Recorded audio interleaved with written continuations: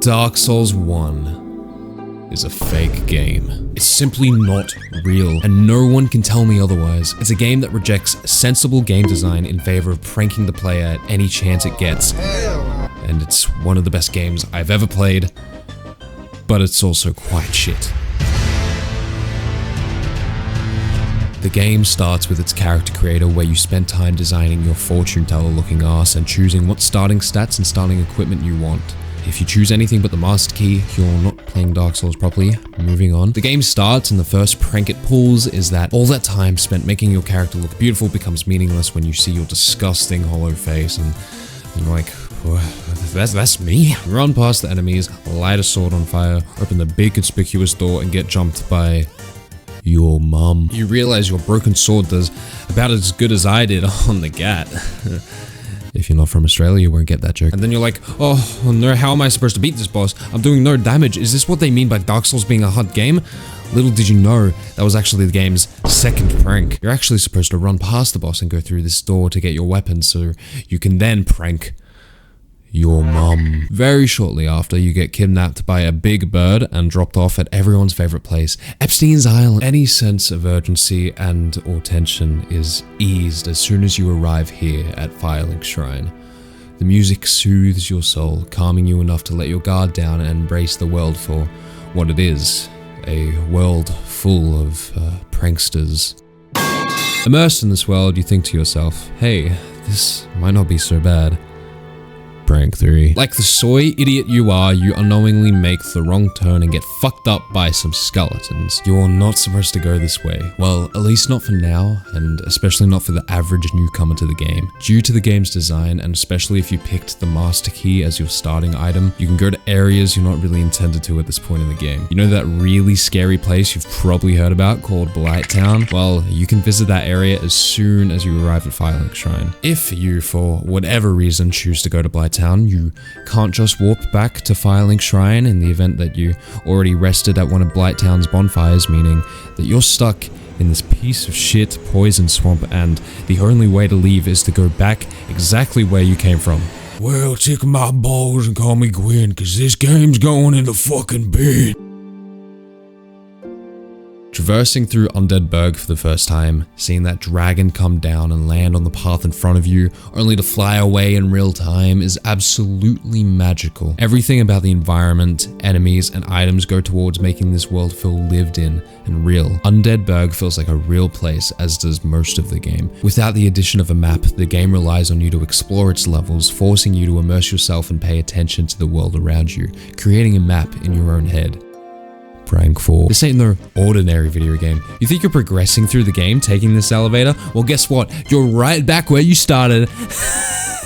Everything's interconnected. There is no escape. You must become the greatest Dark Soul. Looping back to Firelink Shrine for the first time after this huge journey, knowing that the map is seamlessly interconnected, is a great feeling, not only because Firelink Shrine is peaceful and awesome to come back to, but because you have subconsciously mapped out the entire area thus far in your head. You're a part of this world now, and you're not going anywhere. Level design in Undead Berg is pretty amazing. From Software's maze-like quality is at its best here.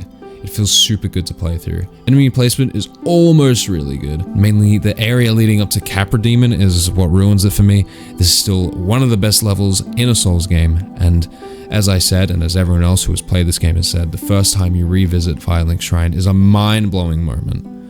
Unfortunately though, Dark Souls drops the ball pretty hard and then drops it even harder after Anor Londo. Areas like the Depths and Blighttown feel pretty clumsily made. Most sewer levels and poison swamps are famously quite shit, and these are no exceptions. Anor Londo, while beautiful, has some questionable level design, though I don't believe this area to be anywhere as difficult as people have claimed it to be. Anor Londo is my personal favorite area in this game, even if its progression doesn't feel as good as Undead Berg's, but it is absent of Capra Demon's runback, so that's a pretty huge W. It's also just a very alluring area and is a high point in FromSoft's art design. Now when I say that they kinda dropped the ball after Anor Londo, they didn't just drop the ball like on the floor, they dropped the shiny crystal ball off the fucking canyon. It's gone. Like, say goodbye to good level design or good bosses, because it ain't coming back until Gwyn or the DLC. You get the Lord Vessel. You can warp anywhere now. You go back to Firelink. Fram's there looking as creepy as anything. You have to play through Tomb of the Giants. You have to play through Tomb of the Giants. Tomb of the Giants is the actual worst area of the game, and don't let anybody tell you otherwise. I've had nightmares of this area. Traversing rocky terrain with huge areas to fall off and die that you can't fucking see because of the filter that is on this level, with giant fuck-off skeletons that one-shot you in the dark, is what we in the business call bullshit. Lost Izalith and Bed of Chaos are infamously unfinished parts of the game that Hidetaka Miyazaki even admitted to being unfinished, and it shows. Bed of Chaos is easily the single most frustrating and dogshit boss to ever be in a video game that I've played, and the area leading up to it, while not as unplayable as I thought it would be, was still not very fun to go through. It makes me wonder how many other parts of the game didn't live up to Miyazaki's vision or were just not refined and or finished. As you'll come to learn, this game can be very obtuse in design, as it tells you nothing, launching you headfirst into this grueling world. You have to learn the clunky ass menu, how to actually equip your weapons. Hell, even upgrading your weapon past +5 can be confusing on your first rodeo. Oh, and make sure not to equip over the equip load, because weapons and armor actually have weight, meaning you'll start to medium and or fat roll if you exceed a certain weight ratio. But true chads know that Havel's Ring and Smo armor with Big Club is the way to go. Opening a chest in Dark Souls is a seemingly unassuming affair until that chest grows arms and legs and boxes you into tomorrow. To call Dark Souls 1 obtuse in design is underselling how fucking vague everything is to the player. You need a master's degree in mindfuckology to even find out how to activate the DLC. Any game that forces you to go to a specific area, quit the game, then load it in again to spawn an enemy that you have to kill as a step in unlocking the game's content is not only obtuse but fucked up. Dark Souls 1 is an unmistakably aggravating experience where the developers continuously play pranks on you that seemingly have no rhyme or reason. Fuck curse frogs. All my homies hate curse frogs. Yeah, actually, here we go. Prank number 6, curse. There's a slide in the depths that you have to take in order to progress and get the shortcut for the Gaping Dragon boss, which is a boss that is once again awfully resemblant of your mother. However, if you somehow take the slide wrong, you fall down a hole and you are then greeted by these shit stains called curse frogs. If they spray you in curse and your curse meter fills up completely, which may I add goes up inconsistently, you will instantly die and respawn with half of your health bar missing.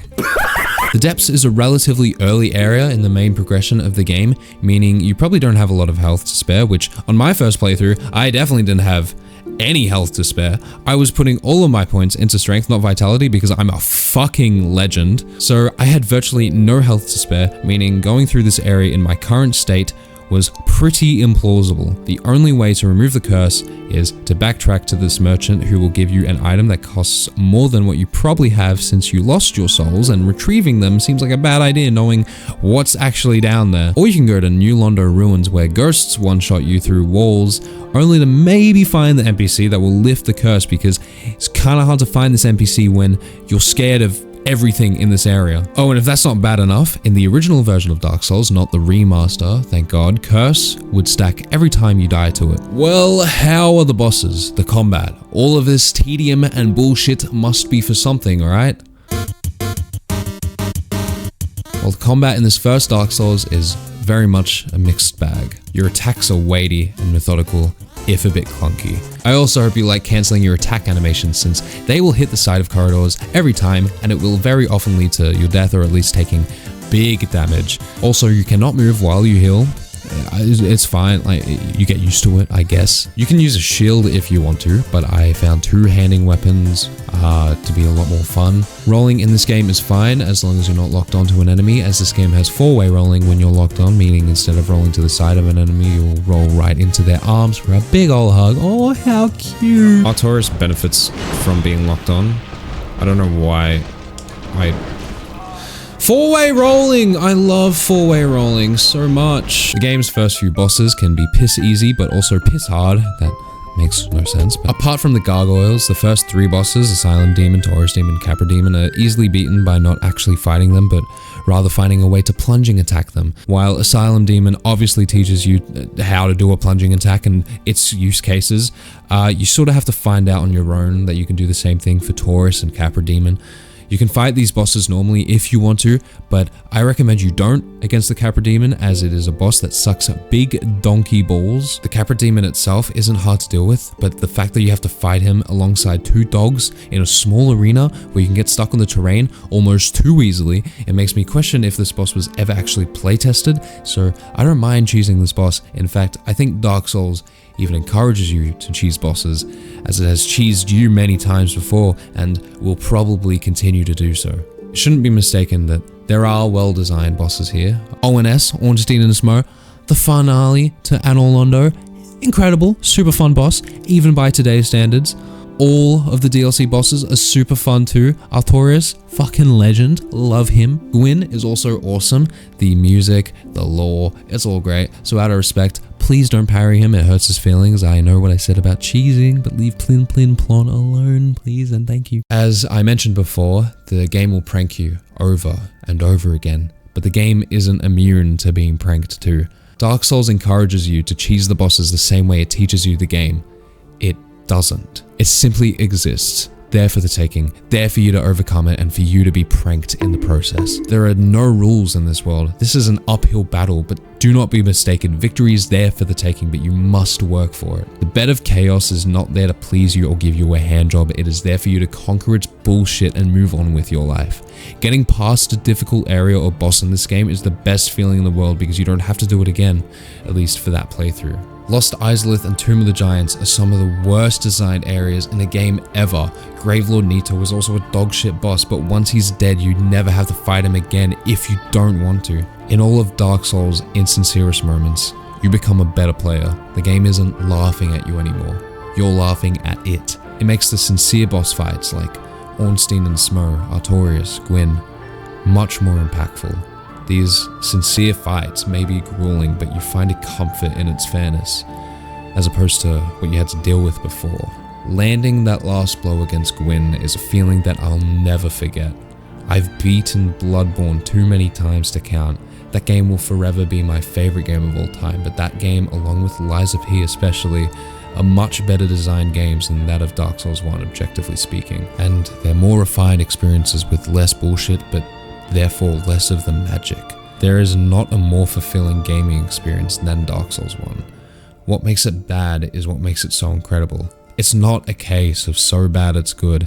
It's a case of Dark Souls being greater than the sum of its parts, but it's only that memorable and great because of its parts being so shit. Some may call it a flawed masterpiece. I call it better than Elden Ring. Goodbye.